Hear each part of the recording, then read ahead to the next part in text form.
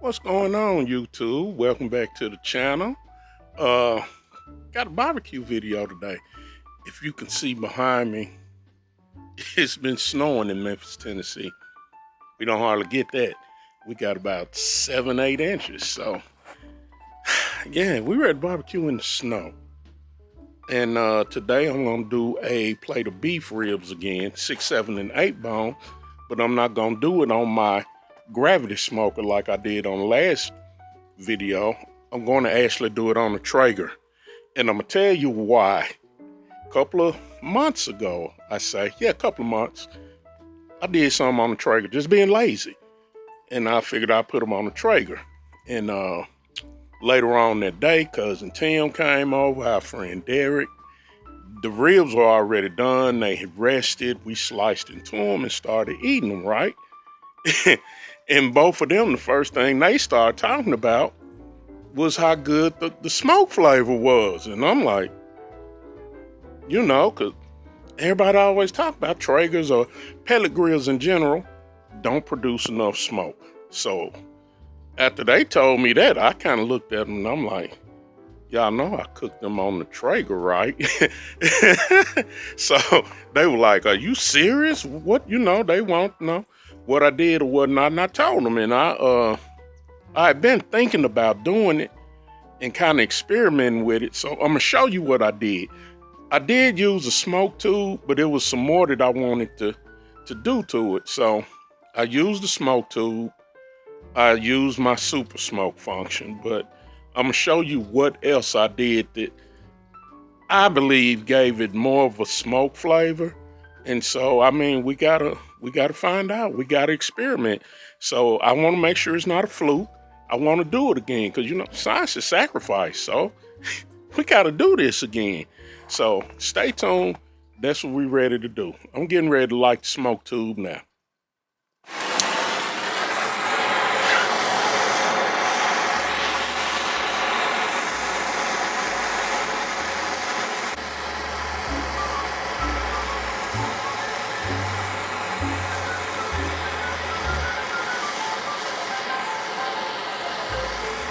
All right, so the smoke tube is going. The ribs are already seasoned. So that plate of beef ribs, I seasoned them with SPG, salt, pepper, garlic, and I came behind it with Killer Hog's D barbecue rub. My big dilemma with that is sometimes do you put the Killer Hogs on first or do you go with the SPG first? Then sometimes I won't do the SPG in a normal way. I'll take the coarse salt and shake it over the ribs or over the brisket first and let it sit and sweat in for about 10 or 15 minutes and then come back with the pepper and garlic and the Killer Hog. So I ain't got that figured out to a science yet. But I don't know. It works. That's the combination that I like. Other than that, if I don't use that, I love Meat Church's Holy Cow. But that's that. Smoke tube going. We're going to go back out in another 10 or 15 minutes. It won't be that long for y'all, though. And we're going to start this experiment. I'm going to show y'all what I did. Okay. So the smoke tube is ready. So let's do this. First, let's talk about these pellet grills that so many people complain about. Oh, you're cheating, you're using the pellet grill, that's not real barbecue. That's an outdoor oven, blah, blah, blah, blah. First of all, in a barbecue grill, if it's not Santa Maria style, it's an outdoor oven. My pellet grill, my gravity cooker, my Oklahoma Joe's offset stick burner, all of them, they're ovens. Who cares? Good barbecue is good barbecue. Don't matter what you're cooking on, as long as you cook it good.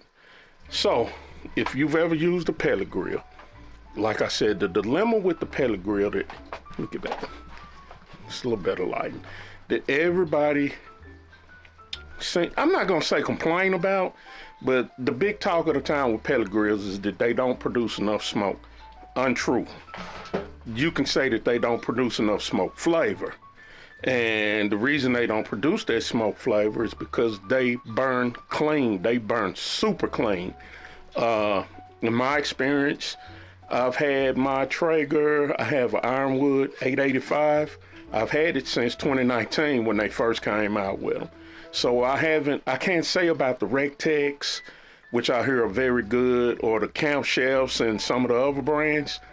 But I do know I have a super smoke mode on mine that you can use like from 165 to 225. After that, it won't work.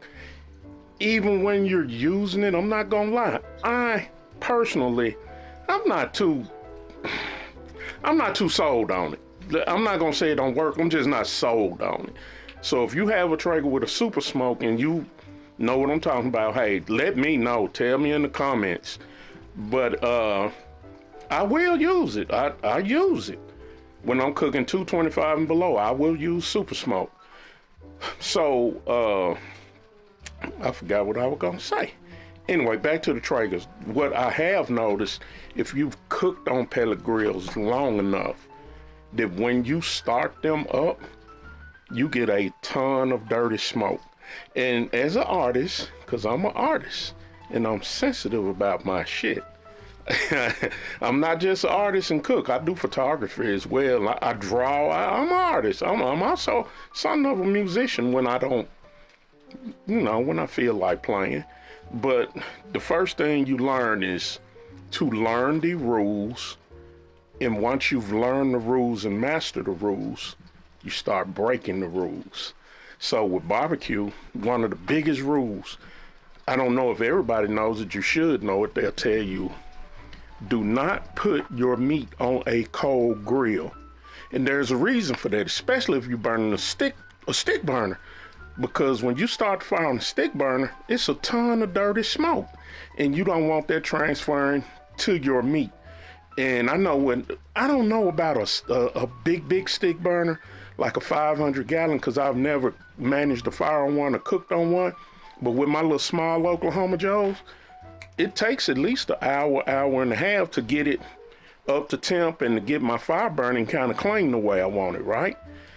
So to break that rule on the pellet grill, what I figured is, not only am I going to put the smoke tube in and have it going, I'm gonna start putting the meat on and then start up so we can catch some of that dirty smoke. I really believe that's what Tim and Derek got the last time we had these ribs. And I know I should be duplicating the experiment, but I'm gonna change it a little.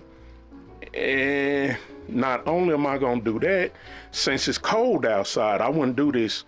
I don't think I'd do this if it was hot, one of them hot Memphis summer days.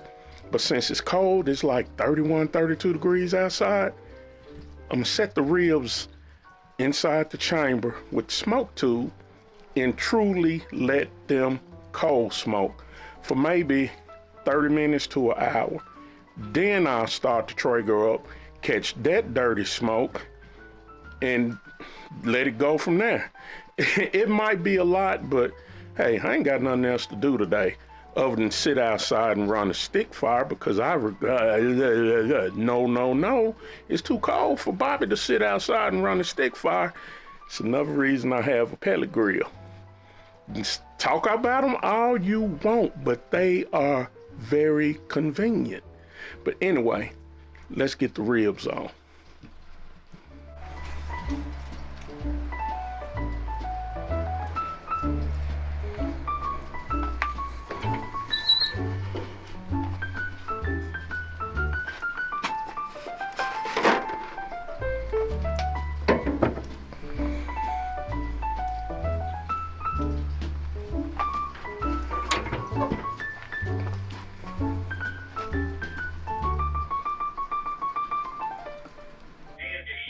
All right, we are back, and it took about 8 hours, and the ribs are ready. We got them rested. We let them rest about 30 minutes, and we're gonna try our experiment once we cut them open or cut them down. I can't never cut them straight.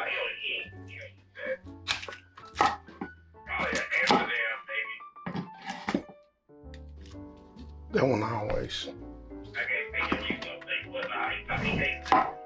You can see it even though this is the There we end go. bone. There we go. There's still a good amount of meat on it. Yeah, it looked pretty good. That's for the end bone right there. So this is the pellet grill. We're gonna let Cousin Tim have the first taste to see if they is smoky. Sometimes, since this the end, we just go. Yeah. There we go. There we go. Okay. Yeah, but I'll give you a call when I start back on Facebook. Okay. Get that piece All right right. Now let me know what you think. If it's as smoky, it's the last The time. last time. Yeah. Yes, I'm definitely planning on coming down. I'm coming down in the summer. I'm coming down in the summertime. Very smoky. But What you think though? that's really good For a pellet grill. for a pellet grill. Yeah.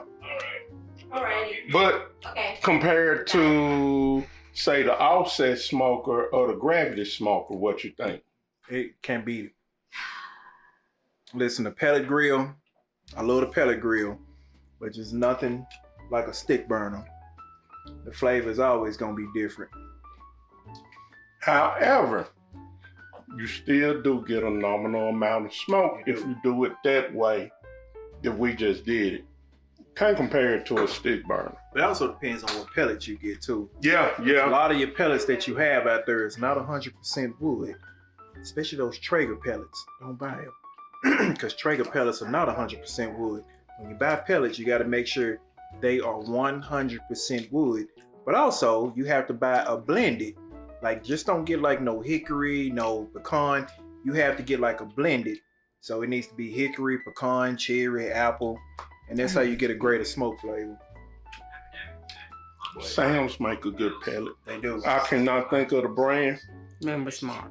Members Mark. Members Mark. Sandra found them. I didn't know. She brought them home one day. And we've been using them ever since. And I'm not gonna lie, we use our pellet grill. It's a workhorse. It is. It is a workhorse. We use it every week, like meal prepping. When we do like grilled chicken, we got cast iron loaves. We put macaroni on the pellet grill, brisket mac. We did peach cobblers on the pellet grill. Our pellet grill, pizza. We got the pizza stone that we put on it. So I don't knock pellet grills. It's convenient. When we work full-time jobs, so we ain't always got time to sit out there and babysit That fire. woman right over there, So, she bought me one for my birthday because she knew I'd be cooking on it, and she knew that I would be cooking on it a lot. So it was a benefit for her to buy me one for my birthday. Mm-hmm. Isn't that right, baby? Yeah, exactly. So, if you got a pellet grill, try that method. And let me know what you think. Can you tell the difference in the smoke level? And something else. You never seen me go out and spritz or check. Once I shut the lid, that's it. That is it. I put the probe in it.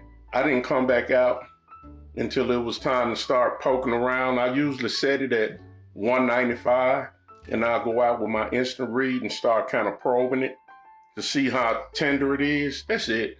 Once I shut it, I'm not spritzing. I'm not doing none of that. I'm lazy. But you really don't have to. You don't have to. No, you don't. You don't have to. So If you got a lot of fat in it, so like brisket, these beef ribs here, but you don't need to spritz it. You need to spritz like thinner cuts, like ribs or maybe some chicken or something like that. But yeah, you don't need to spritz no brisket. I wouldn't spritz chicken because it's hot and fast. Yeah, it's hot and fast. So really, ribs is the only thing you like. With Spare spritz. or baby backs is the only thing you need to spritz, but you don't need to spritz nothing with a large amount of intramuscular fat in it. You don't need to do that. And the ribs are, they're prime. They came from HEB down in Texas. When we go down there, I normally go shopping and bring stuff back because it's hard to find beef ribs in Memphis. So when we go to Texas, we normally get beef ribs from down there. And everything that we can't find up here, we get down there. So hope you enjoyed the video. Like, comment, subscribe. Let me know what you think. If you use the method, let me know if it works for you. Let me know if you like it. If you improve on the method, definitely let me know the improvements that you make on it. And we'll see you on the next go round. Peace.